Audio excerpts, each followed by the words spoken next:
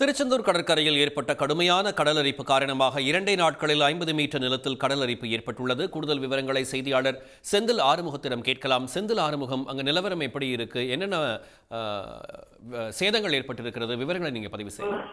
கோயில் முன்புள்ள கடல் அவ்வப்போது சீக்கிரத்துடன் உள்வாங்கி இதற்காக கோயில் நிர்வாகம் சார்பாக, இந்து சமய அறநிலையம் சார்பாக கோயில் கீழ்பிரகாரத்தில் கீழ்ப்பகுதியில் கடல் அரிப்பு ஏற்படாமல் தடுப்பதற்காக 300 கோடி ரூபாய் மதிப்பு 30 கோடி ரூபாய் மதிப்பில் கடலுக்கு பெரிய அளவில் கற்கள் கட்டப்பட்டு கடல் அரிப்பு தடுப்பதற்காக பணிகள் நடந்து இதற்காக கடல் அரிப்பு குறைந்தது. தற்போது மீண்டும் கடல் அரிப்பு அதிகரித்து வருகிறது. கடந்த 2 தினங்களுக்கு மட்டுமே கோயில் முன்புள்ள கடற்கரையில் இறங்கும் படிக்கட்டு பகுதியில் சுமார் 50 மீட்டர் நீளத்துக்கு கடுமையான கடல் அரிப்பு ஏற்பட்டது. இந்த கடல் அரிப்பால் கடலின் நீரில் உள்ள பகுதியில் இருந்து மணல் தேங்கியுள்ள கடற்கரையில் வரை சுமார் 5 அடி உயரத்திற்கு கடல் அரிப்பு ஏற்பட்டது.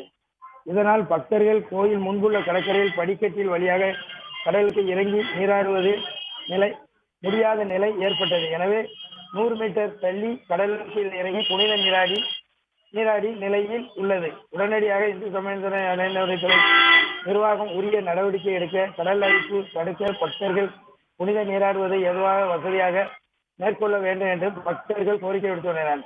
இதனால் கோயில் பணியாளர்கள், கடற்கரை பணியாளர்கள் ஆழமான